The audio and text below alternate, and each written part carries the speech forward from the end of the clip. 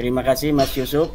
Ini orang yang paling bertanggung jawab dalam tidak terselenggaranya acara diskusi ini adalah Mas Yusuf Mas. Ada suka kok begitu ini? Kenapa begitu? Karena setelah podcast kita semalam, kemarin malam itu, bahwa acara tetap akan membahas nasab, karena di situ memang saya diundangkan untuk membahas nasab. Coba lihat di dalam kronologi dari Profesor Dr. Arif itu, memang saya diundang karena adanya diskursus di tengah masyarakat tentang nasab Alawi yang menurut tesis saya nasab yang terputus, nasab yang batilun, nasab yang munqati'un, mardudun wa maudhu'un. Situlah LP2M mengundang saya kan. Kemudian ketika podcast semalam itu kita bersama Pada Suka TV, saya ungkapkan apa-apa yang akan saya narasikan di dalam forum diskusi publik internasional itu. Lalu pagi-pagi itu dari Rabita Alawiyah menghubungi pihak panitia, Mas Yusuf. Ya, dan itu dikomunikasikan kepada saya bahwa dari Rabita Alawiyah keberatan dengan adanya diskusi publik yang akan diselenggarakan 10 September itu membahas nasab. Mereka dari pihak Rabita Alawiyah inginnya hanya membahas sejarah dan sudah ditentukan yang akan dikirim adalah Alwi Alatas dan Hanif Alatas. Dan itu ada screenshotnya dikirimkan pada saya kepada panitia untuk agar saya juga memperhatikan bersama-sama, karena memang pihak UIN itu kan di jalan tengah. Mereka ingin acara ini berjalan tetapi sesuai dengan kesepakatan bersama. Nah, itu kronologinya seperti itu. Mereka dari pihak Rabita Alawiyah mengirim SMS kepada pihak panitia agar 10 September itu tidak membahas nasab, hanya membahas sejarah saja. Kemudian ya mereka meminta dari Rabita Alawiyah itu untuk pihak panitia membuat sebuah video yang menyatakan bahwa benar tanggal 10 September itu tidak membahas nasab, hanya membahas sejarah saja. Cuma rupanya belum sempat ini dari pihak panitia untuk membuat video itu. Akhirnya mungkin terjadi sebuah hal-hal yang di luar kendali, yaitu datangnya dari yang mengaku sebagai dari Mabes Polri itu bahwa acara jangan sampai kalau bisa dilaksanakan karena ada ancaman-ancaman keamanan. Itu mungkin kronologisnya itu. Jadi memang gara-gara Pada Suka TV itu dari mereka menonton. Ampun ini.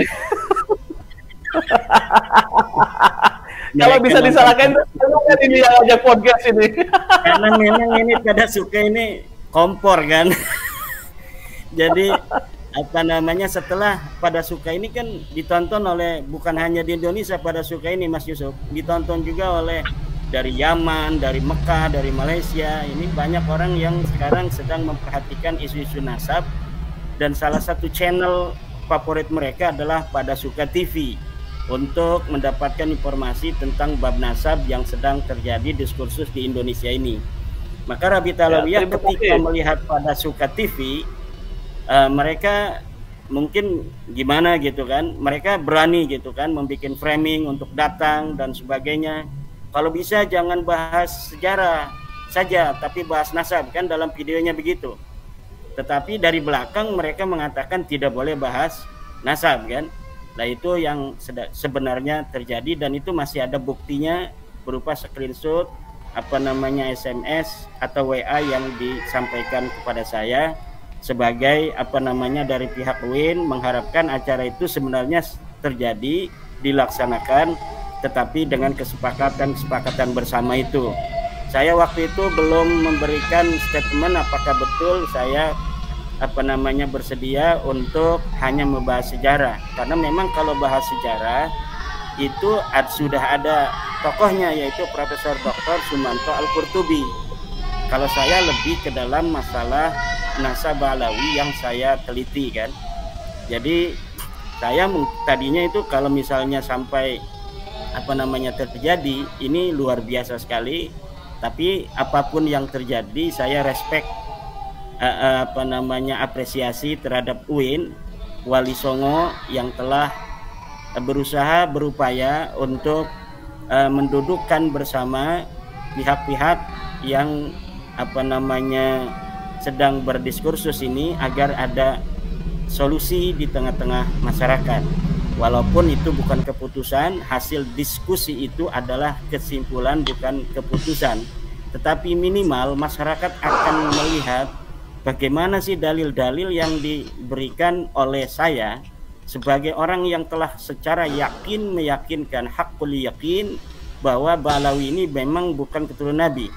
Lalu bagaimana dalil-dalil yang akan diberikan oleh Rabita Alawiyah untuk mengkanter daripada tesis saya itu? Ini mungkin masyarakat sangat apa namanya menunggu itu.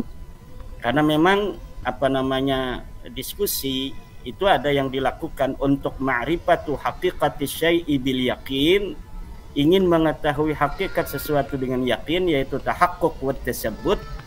Ada juga diskusi yang dilaksanakan hanya ingin mengatakan bahwa kita belum menyerah gitu.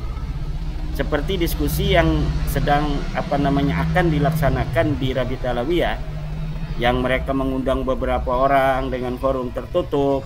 Itu bukan diskusi untuk ma'rifatu haqiqati syai'i bil yaqin, tetapi hanya untuk mengesankan kami belum menyerah gitu.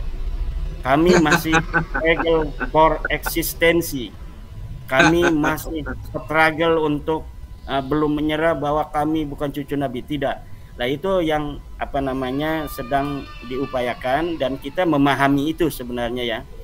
Saya sangat memahami sebagai seorang yang meneliti dari apa namanya nasab Ba'alawi ini, bagaimana posisi psikologis mereka di dalam menghadapi sebuah kenyataan bahwa ketika diteliti apa-apa yang telah mereka yakini selama ini, ternyata setelah mereka juga ikut meneliti dari tulisan saya itu, mereka kemudian mencari maraji saya itu, mereka melihat kitab yang saya sebutkan, ternyata memang tidak ada ini.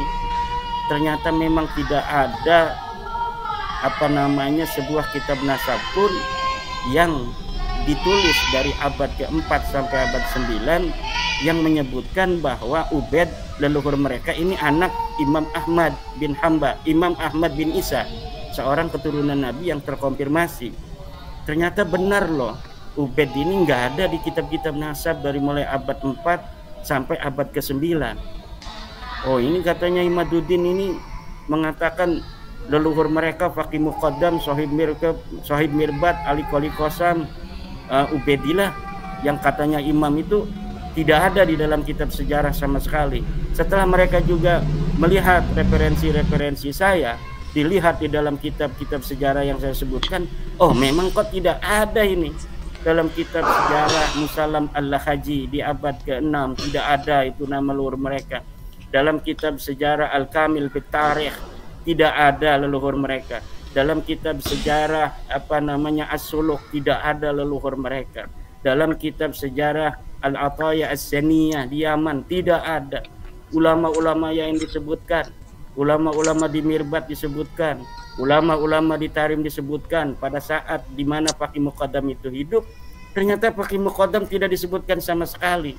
Itu mereka mulai gundah gulana gitu kan. Tetapi bersama dengan itu kemudian mereka mencari alibi-alibi historis untuk dapat apa namanya itu meyakinkan kepada diri mereka sendiri, terutama juga kepada orang-orang yang masih mendukung mereka, bahwa tidak disebutkan bukan berarti orangnya tidak ada. Tidak disebutkan bukan berarti mereka bukan cucu Nabi dan lain sebagainya. Inilah yang akan terjadi nanti. Kita akan lihat dari tanggal 7 yang kami ini diundang, tapi kami sudah firm bahwa kami tidak akan datang dalam forum-forum yang tidak netral seperti di Rabita Alawiyah itu, bahwa dalil-dalil yang mereka sampaikan sama sekali tidak akan bisa menjawab daripada tesis saya itu. Kenapa saya bisa berkeyakinan seperti itu, Mas Yusuf?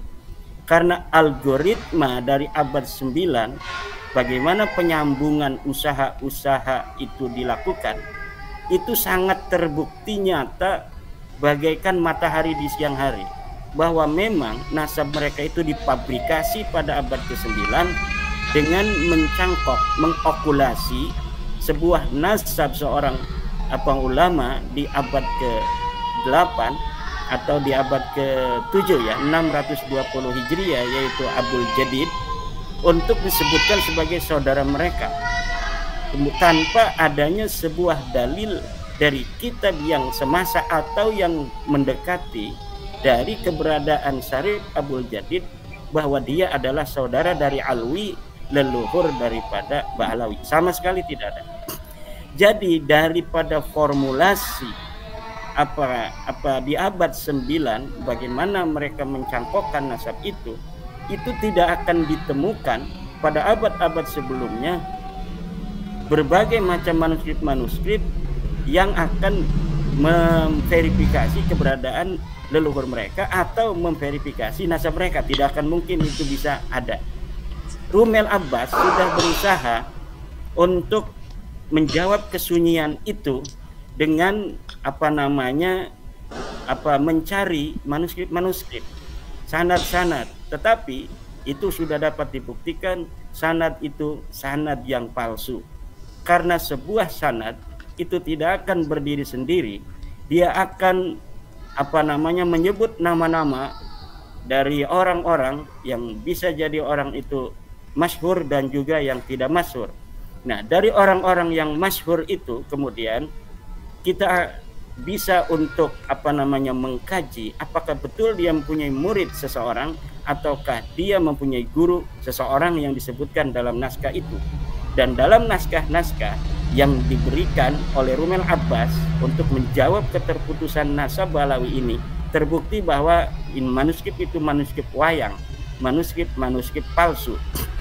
Kemudian mereka juga bermain di dalam kancah epistemologis. Bagaimana katanya apa yang telah saya tulis di dalam tesis itu tidak sama dengan metodologi para ahli nasab. Sebenarnya saya tidak tidak terlalu ingin memberikan bagaimana metodologi ilmu nasab itu, karena saya yakin mereka sudah paham sebelumnya seperti itu. Tetapi ketika saya melihat bahwa mereka juga tidak memahami metodologi ahli nasab di dalam menetapkan nasab, terpaksa akhir-akhir ini saya menulis juga tentang metodologi ahli nasab seperti yang telah saya jawab untuk seorang pembela Ba'alawi dari Madura. Bagaimana metodologi ilmu nasab, bagaimana kitab Rasail fi Ilmil Ansab menyatakan tentang cara menetapkan nasab, bagaimana kita Muqaddimat fi Ilmil Ansab menyatakan teori isbatin nasab, bagaimana kitab Usul Ilmin Nasab wal Mufadalah Bainal Ansab menyatakan teori-teori ilmu nasab, dan semuanya itu sama. Karena ilmu nasab adalah termasuk di dalam ilmu sejarah, maka ilmu nasab itu teori cara untuk menelitinya itu mirip dengan teori ilmu sejarah, yaitu heuristik, kemudian kritisasi sumber, kemudian interpretasi, dan yang terakhir adalah historiografi. Dan dari sana kita telah dapat menemukan sebuah kesimpulan yang sangat meyakinkan bahwa Ba'alawi ini memang bukan turun Nabi. Ditambah kemudian disyahidi dan dihakimi oleh tes DNA dari beberapa sampel, 180 sampel dari keluarga Ba'alawi, yang telah jelas hasil daripada tes DNA mereka adalah berhaplogrup G yang dinyatakan oleh para ahli sebagai bukan keturunan Nabi, karena keturunan Nabi harus sama dengan orang-orang Arab, yaitu J1. Nah, itu yang bisa saya sampaikan, Mas Yusuf. Jadi saya kalau untuk yang telah diputuskan oleh UIN Wali Songo itu sangat mengapresiasi